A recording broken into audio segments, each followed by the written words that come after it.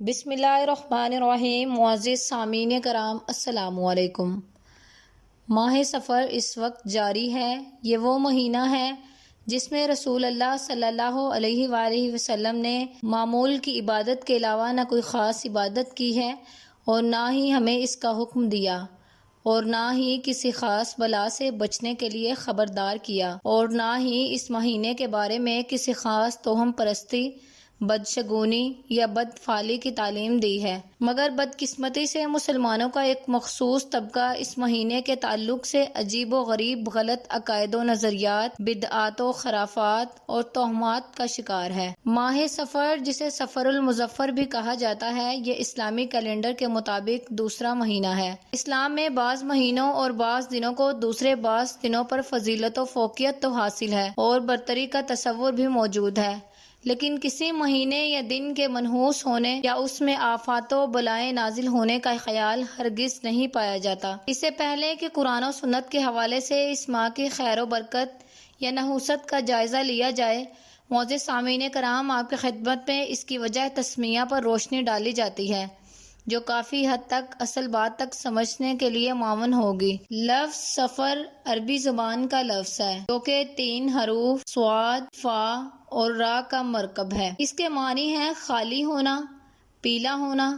چنانچہ ان معنی کی رعایت رکھتے ہوئے اس سے بہت سی چیزیں موسوم ہیں، چند ایک کے ذکر پر اکتفا کیا جاتا ہے۔ ایک بیماری کو سفر کہا جاتا ہے، جس میں انسان کے پیٹ میں پانی جمع ہو جاتا ہے اور چہرہ زرد پڑ جاتا ہے۔ نمبر 2، ایک مہینے کا نام بھی سفر ہے، اور یہ نام کئی وجوہ کی بنا پر رکھا گیا۔ اس مہینے میں لوگ گھروں سے اناج اکٹھا کرنے کے لیے نکلتے تھے، جس کی وجہ سے ان کے گھر خالی ہو جاتے تھے۔ بعض اہل لغت کا خیال ہے اس ماہ اہل مکہ انسانی ضروریات پوری کرنے کے لیے مکہ سے باہر جاتے تھے، جس سے شہر مکہ خالی رہ جاتا تھا۔ اہل مکہ زمانہ اسلام سے قبل 4 مہینوں کا احترام کرتے تھے۔ ان میں کسی قسم کی لوٹ کھسوٹ، قتل و غارت سے پرہیز کرتے تھے۔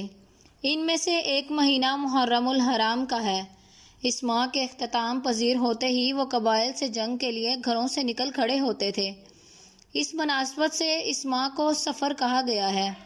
ماہ سفر المظفر میں پائے جانے والی بعض توہمات و بدعات۔ زمانہ اسلام سے پہلے عرب میں اس ماہ کے حوالے سے بدشگونیاں پائی جاتی تھیں۔ اسے منحوس جان کر اس سے بدفعلی لینا عام تھا۔ کفار کا اس طرح توہمات میں پڑنا دولت اسلام سے محروم ہونے کی بنا پر باعث تعجب نہیں، مگر افسوس صد افسوس آج مسلمانوں میں بھی اس طرح کے گمراہ عقائد رکھنے والے کی بہتات ہے، جو اس ماہ کو منحوس خیال کرتے ہوئے اس ماہ میں شادی بیاہ، نیا کاروبار شروع کرنے اور ابتدائی 13 راتوں میں میاں بیوی کے ملاپ سے اجتناب کرتے ہیں۔ چنانچہ ذیل میں ان باطل و نظریات و بدعات کا ذکر کیا جاتا ہے۔ اس ماہ میں بلائیں کثرت سے نازل ہوتی ہیں۔ بعض لوگوں کا عقیدہ ہے کہ ایک سال میں 10,80,000 بلائیں اور مصیبتیں نازل ہوتی ہیں۔ ان میں صرف اس مہینے سفر میں 9,20,000 بلائیں نازل ہوتی ہیں۔ حضرت محمد صلی اللہ علیہ وآلہ وسلم کو اس مہینے میں مرض الوفات پیش آیا، اس لیے یہ منحوس ہے۔ یہ مہینہ رحمتوں اور برکتوں سے خالی ہے، اس لیے منحوس ہے۔ ایک خیال یہ بھی پایا جاتا ہے کہ ماہ سفر میں ایک آواز پیدا ہوگی، جس سے ماہ ربیع الاول میں قبائل جھگڑے ہوں گے، پھر جمادی الاول، جمادی ثانی اور رجب کے درمیان عجیب و غریب چیزیں رونما ہوں گی۔ بغرض صدقہ و خیرات چھولے بانٹنا تاکہ اس ماہ کی نحوست سے محفوظ رہیں۔ نئے شادی شدہ جوڑوں کو اس ماہ کی پہلی 13 تاریخوں میں ایک دوسرے سے جدا رکھنا۔ محرم کے مہینے میں شادی بیاہ اور خوشی کا کام اس لیے نہ کرنا کہ اس میں حضرت حسین رضی اللہ تعالیٰ عنہ کی شہادت ہوئی۔ سفر کے مہینے میں اس لیے نہ کرنا کہ اس میں حضرت حسن رضی اللہ تعالیٰ عنہ کا انتقال ہوا۔ اس ماہ کی 13 تاریخوں کو گھنگیاں تقسیم کرنا۔ آخری بدھ سے منسوب بعض مخصوص بدعات۔ روزہ کا اہتمام کرنا، مخصوص طریقہ پر چاشت کے وقت نوافل کا اہتمام کرنا، عمدہ کھانے تیار کر کے دوسروں کو کھلانا، چوری چری کا اہتمام کرنا، ایک خاص قسم کا میٹھا کھانا جسے کہا جاتا ہے۔ اس دن گھروں سے پکنک کی غرض سے شہر کی آلودگی سے دور کسی پاک کھیتوں یا کسی خوشگوار جگہ اس لیے جانا کہ اس دن آپ صلی اللہ علیہ وآلہ وسلم کو بیماری سے افاقہ ہوا تھا، تو آپ صلی اللہ علیہ وآلہ وسلم سیر و تفریح کے لیے مدینہ طیبہ کے مضافات میں نکلے تھے۔ حالانکہ صحیح روایات اس کے بالکل برعکس ہے کہ اسی دن آپ صلی اللہ علیہ وآلہ وسلم مرض الموت میں مبتلا ہوئے۔ مشہور سیرت نگار علامہ سید سلمان ندوی لکھتے ہیں، زیادہ تر روایات سے یہ ثابت ہوتا ہے کہ آپ کل 13 دن بیمار رہے۔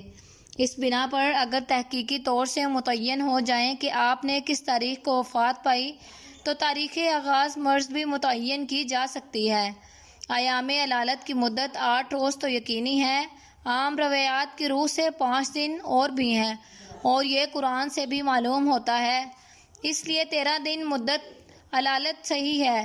اس حساب سے علالت کا آغاز ماہ صفر کے آخر بدھ سے ہوتا ہے۔ مزدوروں کا کارخانہ کے مالکان کو اس دن کی چھٹی کرنے اور مٹھائی کھلانے پر مجبور کرنا۔ سلام علی المرسلین، سلام علیکم طبتم فادخلوها خالدین، اور سلام ہی حتی مطلع الفجر۔ کسی خطاط سے لکھوا کر پانی میں گھول کر اس نیت سے پینا کہ اس ماہ میں نازل ہونے والی بلاؤں سے بچ جاؤں گا۔ آخری بدھ کو منحوس قرار دینا۔ ماہ سفر کے اختتام کی خبر دینے والے کو جنتی سمجھنا۔ سفر کے متعلق بعض من گھڑت روایات۔ دشمنان اسلام نے دین اسلام کے شفاف چہرے کو مسخ کرنے کے لیے بے شمار ہتھ کنڈے استعمال کیے۔ سب سے خطرناک یہ کہ اپنے خرافات کو مسلمانوں میں رواج دینے کے لیے رسول کریم صلی اللہ علیہ وآلہ وسلم کی طرف سے من گھڑت باتیں منسوب کر کے جہنم کو اپنا دائمی ٹھکانہ بنا لیا۔ محدثین کرام کو اللہ جزائے خیر دے کہ انہوں نے دن رات ایک کر کے جھوٹ کو آپ صلی اللہ علیہ وآلہ وسلم کی احادیث سے ایسے نکال باہر کیا جیسے مکھن سے بال۔ ماہ سفر، سفر المظفر کے بارے میں چند من گھڑت احادیث ملاحظہ کیجیے۔ جس نے مجھے سفر کے اختتام پذیر ہونے کی خوشخبری دی تو میں نے اسے جنت کی بشارت دی۔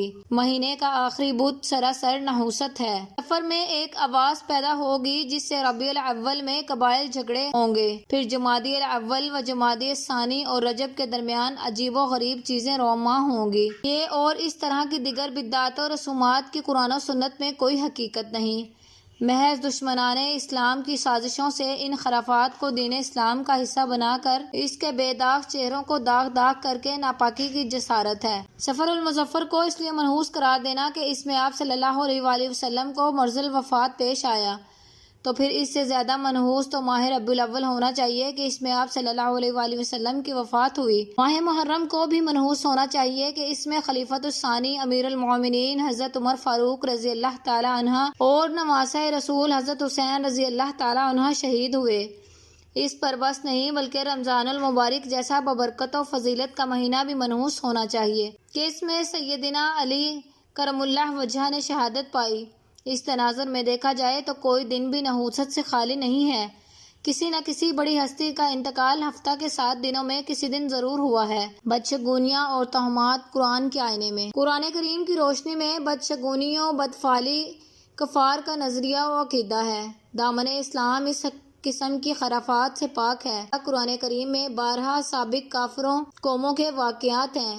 اس بات کا تذکرہ ملتا ہے کہ وہ اپنے اوپر آنے والی مصائب و آلام کا ذمہ دار وقت کے انبیاء اور ان کے پیروکاروں کو ٹھہراتے ہیں کہ یہ سب تمہاری نحوست سے ہوا ہے۔ موسیٰ علیہ السلام کی قوم بنی اسرائیل پر جب اللہ کی جانب سے انعام و کرام کی بارش ہوتی تو کہتے کہ یہ سب ہماری بدولت ہے، لیکن جب ان کو کوئی مصیبت پہنچتی تو اسے موسیٰ علیہ السلام اور ان کے پیروکاروں کی نحوست قرار دیتے۔ اللہ پاک نے ان کے اس نظریہ کی تردید کرتے ہوئے فرمایا، خبردار، یہ نحوست اللہ کی جانب سے ان کے برے اعمال کی بدولت ہے۔ قوم سمود نے بھی یہی کہا، اے سمود علیہ السلام، ہم تجھے اور تیرے پیروکاروں سے بدشگونی لیتے ہیں۔ ان کے نظریے کی بھی اللہ پاک نے انہی الفاظ میں تردید کی۔ عیسیٰ علیہ السلام نے اہلیان انطاکیہ کی طرف تبلیغ و دین کے لیے اپنے نائب بھیجے تو اہل انطاکیہ نے ان کی بات نہ مانی، ان کو زد و کوب کیا اور یہ کہا کہ ہم تم سے بدشگونی لیتے ہیں، یعنی تمہارا یہاں آنا ہمارے لیے نحوست و بے برکتی کا باعث ہے۔ مذکورہ بالا آیات سے معلوم ہوا ہے کہ بدفعلی کرنا اور کسی چیز کا نحوست جاننا باطل عقیدہ ہے۔ اسلام کا عقیدہ و نظریہ یہ ہے کہ مصائب و پریشانیاں اور بھلائیوں کو پیش خیمہ تقدیر الہی اور اچھے یا برے اعمال ہیں۔ آپ کو کوئی بھی راحت، آسائش یا بھلائی پہنچتی ہے تو وہ اللہ کے حکم سے ہے، اور اگر کوئی مصیبت پہنچے تو وہ تمہارے اپنے اعمال کی وجہ سے ہے۔ اگر کسی بستی یا علاقے کے باشندے ایمان لے آئیں اور اللہ سے ڈرنے لگیں تو ہم ان پر زمین و آسمان سے رحمتوں کے خزانے کھولیں گے۔ اے پیغمبر کہہ دیجئے ہمیں صرف اتنا ہی نقصان پہنچے گا جتنا اللہ جل شانہ نے ہماری تقدیر میں ازل سے لکھ دیا ہے، وہی ہمارا حامی و ناصر ہے۔ اس ذات پر مومنوں کو بھروسہ کرنا چاہیے۔ جس نے نیک کام کیا تو اپنے فائدے کے لیے کیا، اور جس نے برائی کی تو اس کا وبال اسی پر ہے، کیونکہ اللہ تعالیٰ بندوں پر ظلم نہیں کرتا۔ زمین اور سمندر میں فساد ظاہر ہونا انسانوں کے ہاتھ کی کمائی ہے۔ ماہ سفر المظفر احادیث کی روشنی میں رسول اللہ کے قول و افعال سے مذکورہ بالا خرافات و تہمات کا باطل ہونا روز روشن کی طرح عیاں ہے، اس لیے کہ آپ صلی اللہ علیہ وآلہ وسلم نے حضرت خدیجہ رضی اللہ تعالیٰ عنہا سے اس ماہ نکاح کیا۔ انہی کے بطن سے آپ صلی اللہ علیہ وآلہ وسلم کی تمام اولاد ہے، سوائے آپ کے بیٹے ابراہیم کے۔ وہ حضرت ماریہ قبطیہ رضی اللہ تعالیٰ عنہ کے بطن سے تھے۔ نیز آپ صلی اللہ علیہ وآلہ وسلم کو بہت سی فتوحات اس مہینے میں ہوئی، جن میں خیبر کی فتح سر فہرست ہے۔ ایسے ہی آپ صلی اللہ علیہ وآلہ وسلم نے اپنے اقوال سے ان عقائد کی تردید کی۔ صحیح بخاری میں ہے، کوئی بیماری کسی مریض سے دوسرے کو نہیں لگتی، بدشگونی اور حامہ کی کوئی حقیقت نہیں، اور سفر کا مہینہ منحوس نہیں۔ حامہ عربوں کے وہم میں ایک پرندہ ہے جو مقتول کا قصاص نہ لینے تک صدا لگاتا رہتا ہے کہ مجھے سیراب کرو۔ صحیح مسلم کی حدیث ہے، جس نے ہمارے دین کے معاملے میں نیا کام شروع کیا، جو آپ صلی اللہ علیہ وآلہ وسلم، خلفائے اربعہ اور اصحاب رضی اللہ کرام اور صحابہ کرام رضوان اللہ تعالیٰ علیہ اجمعین سے ثابت نہیں تو وہ مردود ہے۔ اللہ پاک ہم سب کو صحیح دین کی اصلاح عطا فرمائے اور دین پر چلنے والا بنائے۔ امید کرتی ہوں آج کی ویڈیو آپ کو پسند آئی ہوگی۔ ویڈیو پسند آئے تو ویڈیو کو لائک کیجیے گا اور ہمارے چینل انم وائس 1.m کو سبسکرائب کر لیں، بیل آئیکن کو پریس کر لیں تاکہ نیکسٹ آنے والی ویڈیو کا نوٹیفیکیشن آپ کو مل سکے۔ ملتے ہیں اسی طرح کی کسی اگلی ویڈیو میں، تب تک اپنا ڈھیر سارا خیال رکھیے گا۔ اللہ پاک آپ سب کا حامی و ناصر ہو۔ السلام علیکم۔